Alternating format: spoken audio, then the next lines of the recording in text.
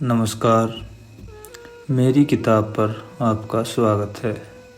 आज सुनिए कहानी अजगर। बहुत वर्ष पहले एक राजा की दो रानियां थी। बड़ी रानी शोभा बहुत अच्छे स्वभाव की दयावान स्त्री थी। छोटी रानी रूपा बड़ी कठोर और दुष्ट थी।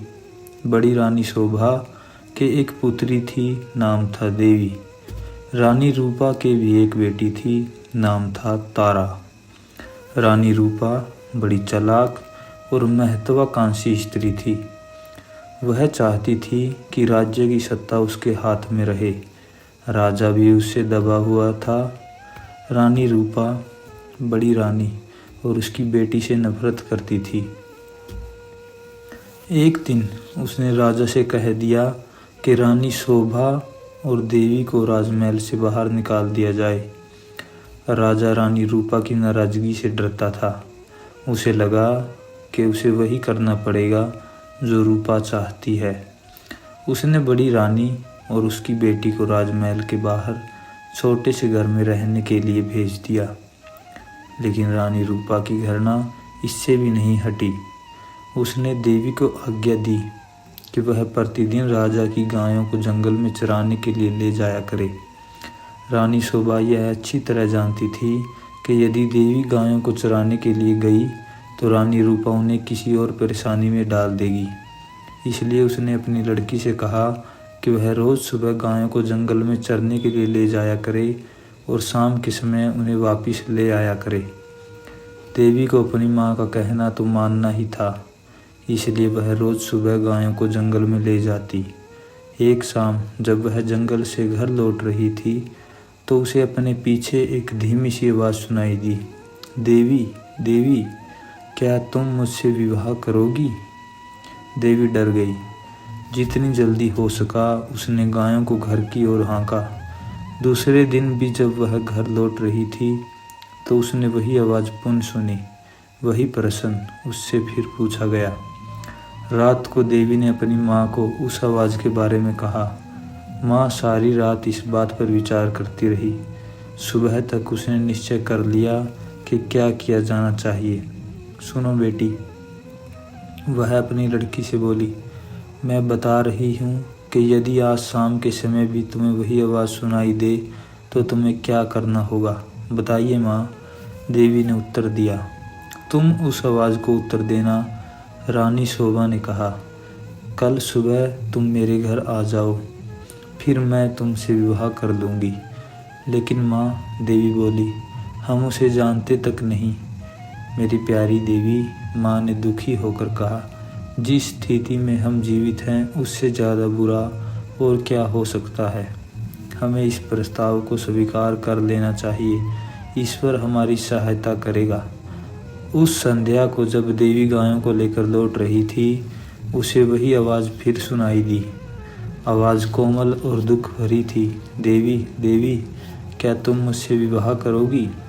क्या तुम मुझसे विवाह करोगी? आवाज़ बोली। देवी रुक गई। उसने पीछे मुड़कर देखा लेकिन उसे कोई नहीं दिखाई दिया। वह हिचकिचाई। वह वहाँ से भाग जाना चाहती थी लेकिन फिर उसे माँ के शब्द याद आ गए।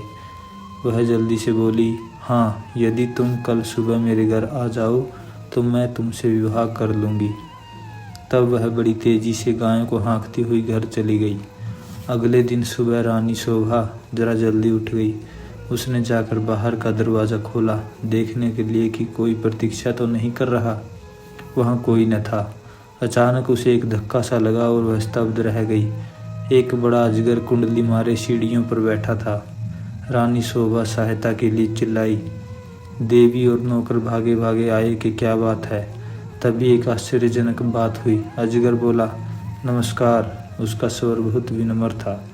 मुझे निमंत्रित किया गया है, इसलिए मैं आया हूँ। आपकी लड़की ने मुझसे वादा किया था कि यदि मैं सुबह घर आ सकूँ तो वह मुझसे विवाह कर लेगी। मैं इसलिए आया हूँ। रानी शोभा की समझ में नहीं आ रहा था कि वह करे तो क्या करे। उसे तो यही आशा थी कि किसी दिन कोई सुंदर नौजवान उसकी लड़की से विवाह करने आएगा।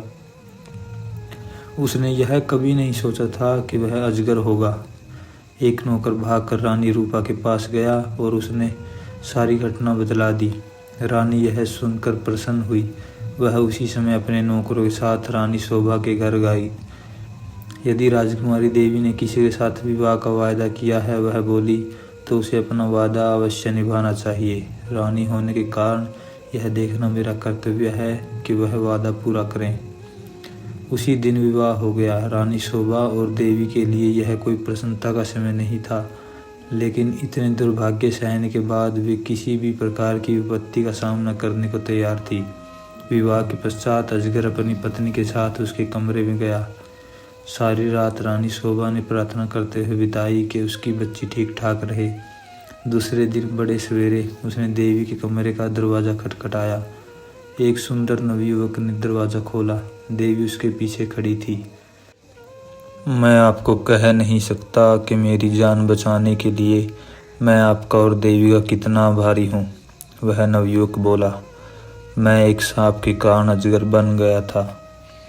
एक वन देवता मुझसे क्रुद्ध थे और उन्होंने मुझे अजगर बना दिया। बाद में उन्हें अपनी करनी पर दुख हुआ। तब उन्होंने कहा कि यदि कोई राजकुमारी मुझसे विवाह कर लेगी तो मैं फिर से मनुष्य बन जाऊंगा। और अब देवी ने मुझसे विवाह कर लिया है। मेरा श्राप उतर गया है। अब मैं फिर कभी अजगर नहीं बनूंगा। रानी शोभा बहुत प्रसन्न हुई। वह अपनी लड़की और दामाद को राजा से मिलाने के लिए ले गई। यह बड़ी विचित्र घटना थी। चारों ओर से लोग इस विचित्र नवयुवक को देखने राजमहल में आने लगे। सभी उत्सुक थे सिवाय रानी रूपा के। रानी रूपा बहुत गुस्से में थी। उसने झल्लाते और खींचते हुए अपने आप को कमरे में बंद कर लिया। देवी का भाग्य उसे देखा नहीं जा रहा था। वह चिल्लाती थी कि उसकी बेटी तारा भी ऐसी भाग्यशाली बने। आखिरकार उसे एक युवती सूझी। उसने अपनी लड़की को बुलाया। देवी का विवाह तो अब हो गया है, वह बोली, इसलिए गायों को जंगल में चराने के लिए तुम ले जाया करो। नहीं, तारा चीख कर बोली, इतने नौकर हैं तो फिर मैं क्यों गाय चराने जाऊं? यह मेरी आज्ञा है। रानी क्रुद्ध होकर बोली, एक बात और भी सुनो, यदि जंगल में कोई तुमसे विवाह का प्रस्ताव करे तो तत्काल कह देना कि तुम विवाह के लिए राजी हो। यदि वह अगले दिन सुबह हमारे घर आ जाए। तारा माँ की इस योजना से भयभीत हो गई। वह गायों को जंगल में नहीं ले जाना चाहती थी।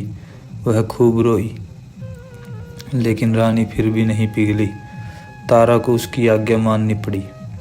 तारा रोज सुबह गायों को जंगल में चराने के लिए ले जाती और फिर शाम के समय वापस ले आती, लेकिन उसने एक बार भी जंगल में किसी तरह की आवाज़ नहीं सुनी जो यह कह रही हो, क्या तुम मुझसे विवाह करोगी?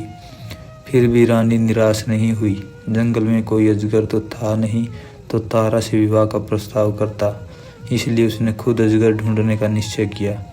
उसने अपने नौकरों को एक अजगर लाने की आज्ञा दी। बहुत खोज करने पर काफ़ी दिनों पश्चात उन्हें एक बहुत बड़ा अजगर मिला।